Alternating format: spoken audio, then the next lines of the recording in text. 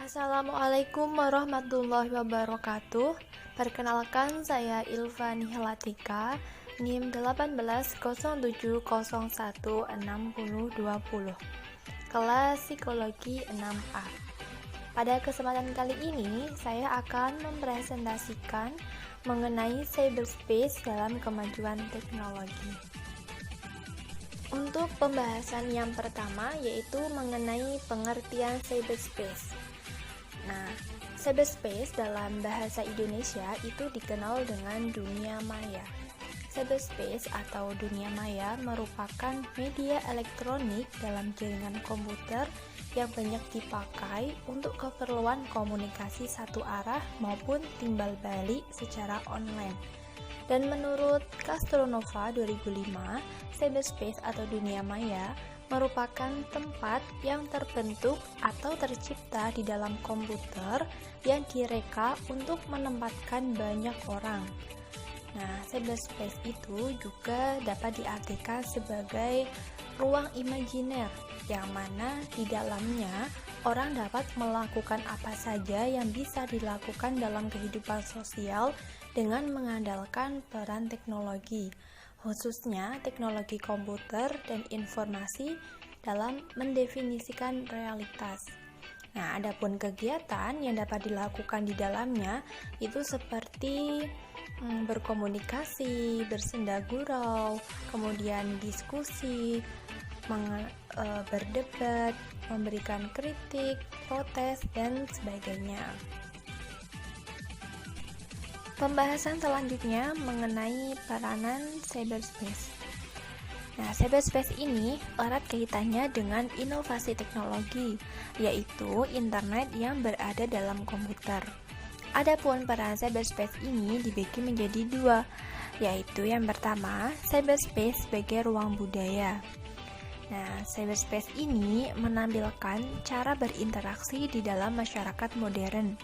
Masyarakat modern tentunya berbeda dengan masyarakat dahulu, di mana masyarakat modern ini mengalami perubahan yang terjadi karena adanya penggunaan teknologi.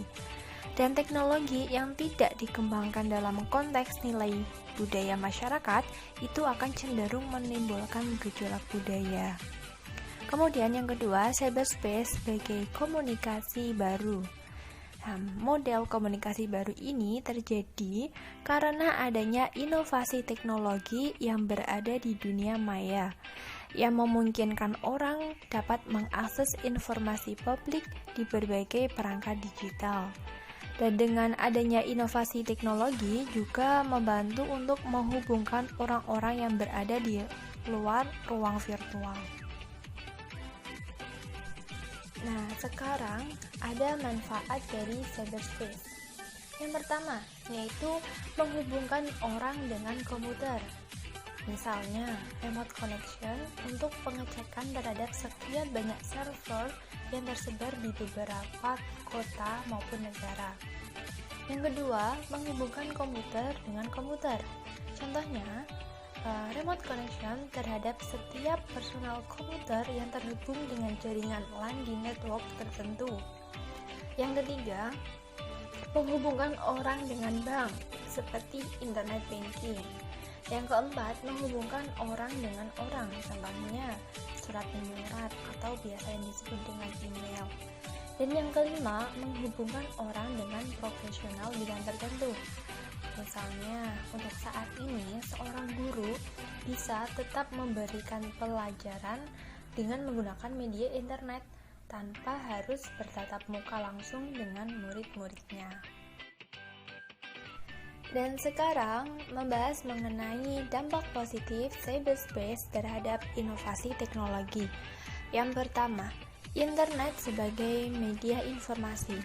Artinya, ini merupakan fungsi internet yang paling banyak digunakan, di mana setiap pengguna dapat berkomunikasi dengan pengguna internet yang lain di seluruh dunia.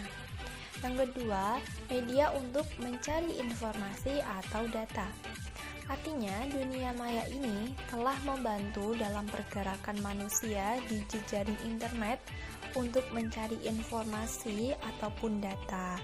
Dengan begitu, jaringan internet kini telah berkembang menjadi pesat dan menjadikannya sebagai salah satu sumber informasi yang penting. Dan yang ketiga, fungsi komunitas. Nah, artinya dunia maya ini membentuk masyarakat baru yang mana anggotanya adalah para pengguna internet dari seluruh dunia.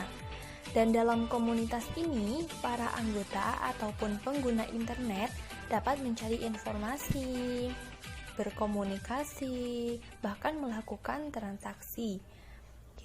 Oleh karena itu, internet ini juga sering disebut dunia maya karena sifatnya yang sangat mirip dengan kehidupan sehari-hari.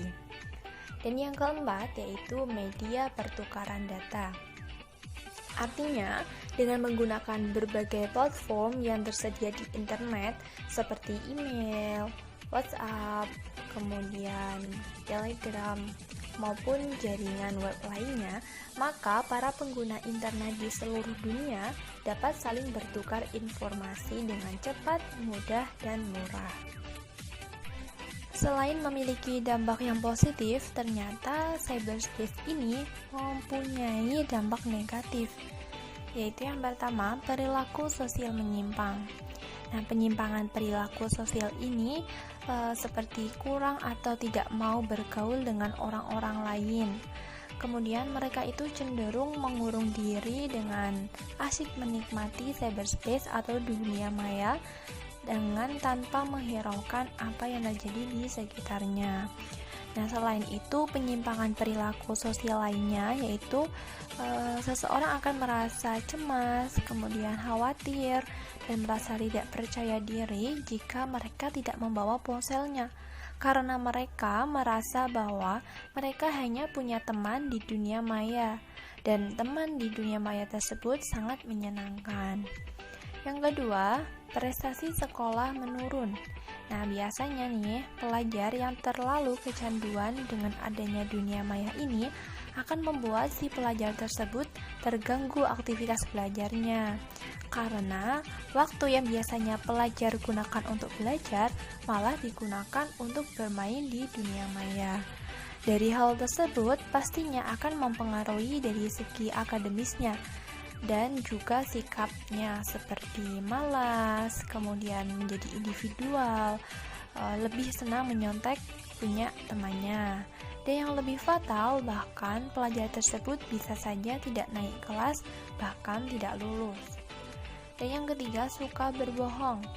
Berbohong dan menipu dilakukan oleh orang untuk menutupi kesalahannya. Misalkan, ketika seorang pelajar disuruh untuk tidak terlalu sering bermain HP ataupun laptopnya, mereka malah berbohong dengan mengatakan untuk mencari tugas yang disuruh guru. Tetapi kebanyakannya pada kenyataan anak itu akan bermain HP untuk ngegame, kemudian asyik bermain dengan teman-temannya di dunia maya. Nah, itu juga akan menjadikan anak itu suka berbohong kepada orang tua. Baik, pembahasan selanjutnya yaitu mengenai cybercrime. Dalam bahasa Indonesia, cybercrime ini diartikan sebagai kejahatan dunia maya. Nah, cybercrime ini merupakan salah satu bentuk dari kejahatan masa kini yang diakibatkan oleh perkembangan teknologi yang berkembang semakin cepat dan juga pesat. Nah, kejahatan dunia maya ini merupakan salah satu sisi gelap dari adanya kemajuan teknologi. Nah, cybercrime ini juga memiliki dampak negatif yang sangat luas bagi bidang kehidupan modern saat ini. Nah, cybercrime ini juga merupakan perbuatan yang melawan hukum, ya.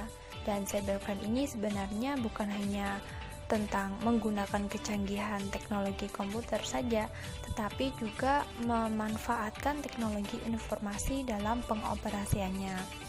Nah, beberapa contoh dari perbuatan cybercrime itu sendiri, yang pertama yaitu memalsukan akun seseorang.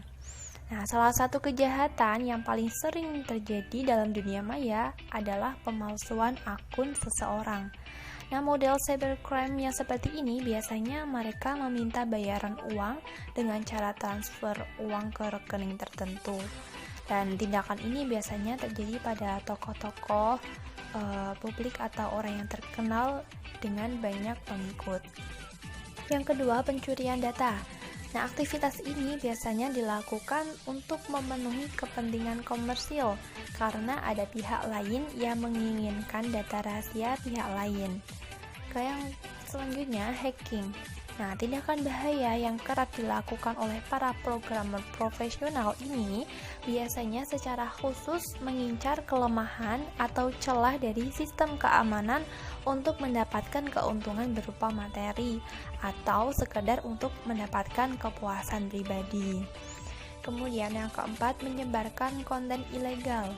Nah, menyebarkan konten ilegal yang melanggar undang-undang menjadi kasus cybercrime yang paling banyak dilakukan karena aktivitas ini biasanya melibatkan tokoh terkenal atau konten yang disebarkan itu mampu memancing kontroversi. Nah, beberapa contohnya yaitu menyebarkan video porno, kemudian penjualan senjata api ilegal, jual beli narkotika, dan lain sebagainya.